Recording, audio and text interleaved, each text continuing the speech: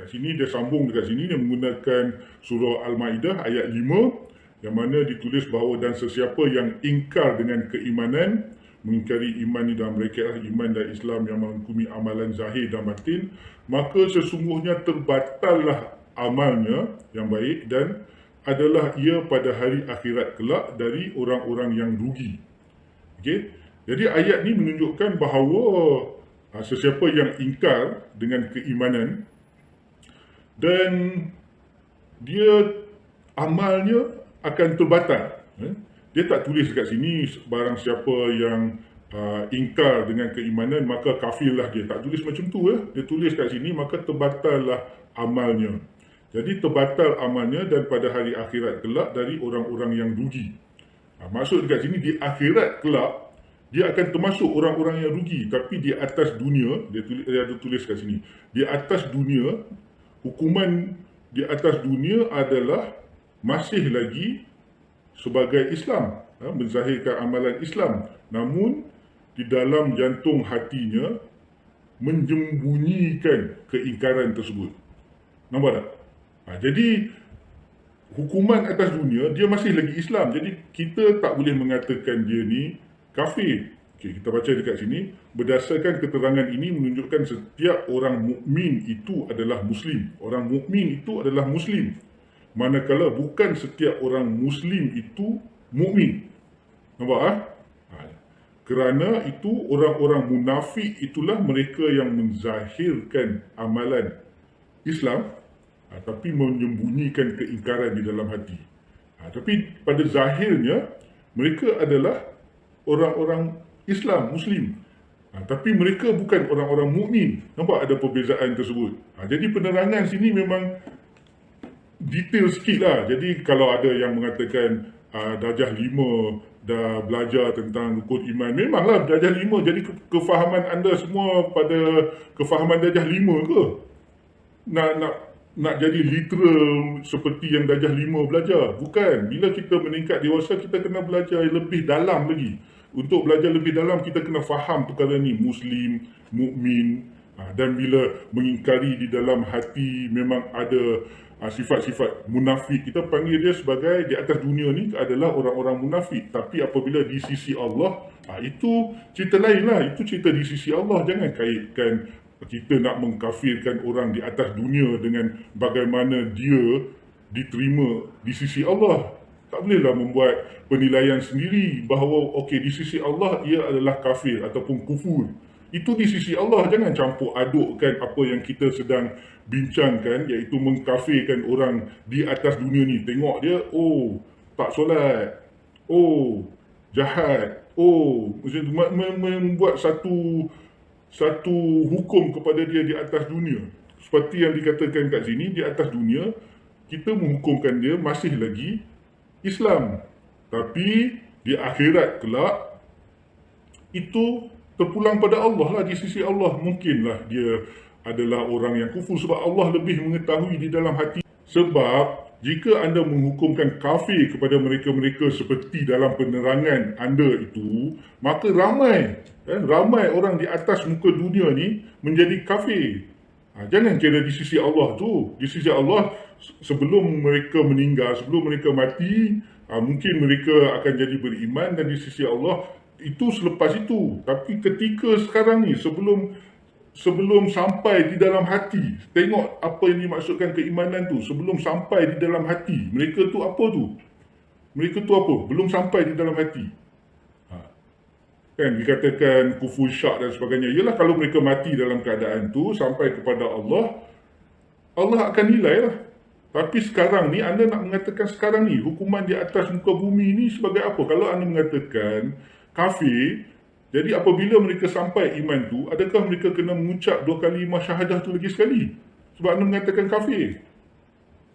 Seperti yang diterangkan lagi, saya buat rujukan lagi ni. Ada satu lagi rujukan, kita sambung sini lagi. Okey, kita tengok. Dia tulis kat sini, umum tahu rata-rata orang Melayu yang dilahirkan di bumi Malaysia adalah pada status surat daftar kelahirannya adalah beragama Islam. Nampak tak? Sama contoh seperti yang saya bagi ni. Sama contoh yang seperti saya bagi hari itulah baru-baru ni. Lahir sebagai Islam. Kita lahir sebagai Islam. Mereka-mereka ini diajar tentang rukun Islam dan rukun iman sejak dari kecil melalui sistem-sistem pendidikan dan persekolahan yang sedia ada hingga dewasa di negara ini.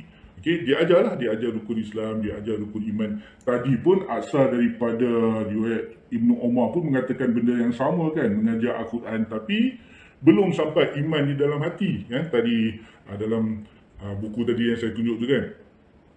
Jadi dekat sini orang yang mengaku beragama Islam digelar Muslim.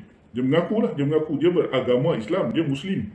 Artinya orang Melayu yang mengaku Muslim tersebut terikat dengan rukun-rukun Islam dan rukun-rukun iman. Terikat lah, terikat. Sebab dia dah mengaku Muslim, jadi dia terikat lah. Bukan bermaksud dia percaya dalam hati ni, sebab dia dilahirkan. Faham betul-betul ni, kan, faham satu persatu. Dia dilahirkan sebagai Islam, dalam surat beranak tulis Islam, so belajar pendidikan Islam dan sebagainya, ada belajar rukun iman, rukun Islam dan sebagainya. Jadi dia terikat dengan syariat Islam. Kan? So maka dia menjadi Muslim. Apabila seseorang Muslim melaksanakan rukun-rukun dan percaya dengan yakin di dalam hati terhadap perkara-perkara tersebut, beliau bolehlah kemudian diakui sebagai mukmin. Manakala yang ingkar, yang tidak melaksanakan rukun-rukun tersebut disebut sebagai fasik. Mereka ni jika tak buat dan ingkar dinamakan fasik ataupun fajir ataupun yang tadi tu munafik. Di sisi Allah jangan ceritalah, anda bukannya berada connection direct dengan Allah Subhanahu Wa Taala untuk tahu garanti. Jadi kita sedang bercerita tentang sama ada anda nak menghukum mereka ni kafir di atas dunia. Kita sedang cerita di atas dunia. Jangan campur aduk perkara-perkara tersebut kemudian mengelirukan pendengar dan pendengar pun terpercaya dan terpedaya dengan apa yang anda sembangkan. Kita sambung lagi berdasarkan kepada rujukan perkataan iman diambil dari kata kerja amana, yu'minu, yang bererti percaya atau membenarkan. Perkataan iman yang bererti membenarkan itu disebutkan dalam Al-Quran, di antaranya surah At-Taubah ayat 62. Takrif iman menurut istilah syariat Islam ialah seperti diucapkan oleh Ali bin Abi Talib radhiyallahu an, yang bermaksud iman itu ucapan dengan lidah dan kepercayaan yang benar dengan hati dan perbuatan dengan anggota. Ada 3, iaitu mengucap dengan lidah, kepercayaan yang benar dalam hati, yang benar tu, dan perbuatan dengan anggota. Kemudian Aisyah radhiyallahu anha pula berkata, iman kepada Allah itu mengakui dengan lisan dan membenarkan dengan hati dan mengerjakan dengan anggota. Ada 3 tu juga sama. Imam Al-Ghazali menguraikan makna iman adalah pengakuan dengan lidah, lisan, membenarkan pengakuan itu dengan hati dan mengamalkannya dengan rukun-rukun anggota. Kita sekarang ke minit 18.50 daripada video asal Dr. Haris apabila beliau berhujah dengan ayat ke-5 surah Al-Ma'idah. Ayat ke-5 surah Al-Ma'idah rangkap yang terakhir. Saya ni teringatlah dalam video dia yang lain, Dr. Haris ni, dia pernah kutuk, dia pernah kritik orang yang ambil ayat out of context lah, ambil separuh lah, ambil sikit lah. Tapi dia pula boleh pula. Dia pula ambil, ini ayat ke-5 panjang, dia ambil rangkap terakhir ni. Boleh pula sebenarnya memang boleh. Tapi dia sebelum ni dia kritik, sekarang dia pula guna cara demikian ya. Baik, ayat yang terakhir ni, rangkap terakhir, wa may yakfur bil imani faqad habita amaluhu wa huwa fil akhirati minal khasirin. Dan sesiapa yang ingkar dengan keimanan, maka hapuslah, maka gugurlah amalannya dan dia di hari akhirat kelak daripada orang-orang yang rugi. Tuan-tuan dan puan, saya nak minta tuan-tuan dan puan dengar apa yang diperkatakan oleh Dr. Haris dalam video asalnya ya, minit 18.50 dan seterusnya. Okay? Saya quote di sini, saya siap catat. Oh, tu dah rahsia terbongkar dah ni.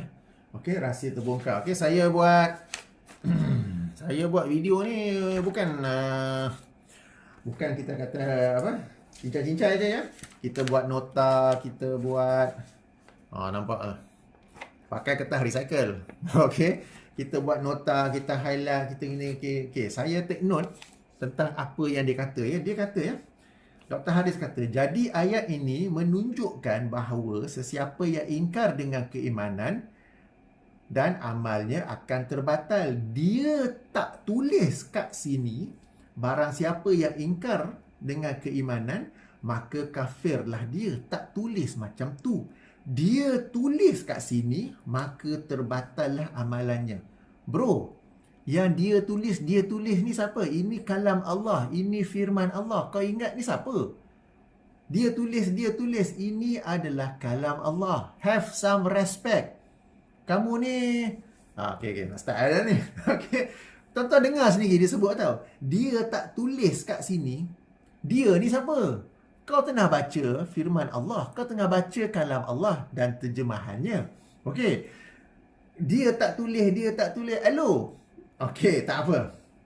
Baik. Jadi, ringkasnya apa yang nak dibawa oleh Dr. Haris ini ialah orang-orang yang ingkar dengan keimanan, maka hapuslah amalannya dan dia di akhirat baru orang rugi.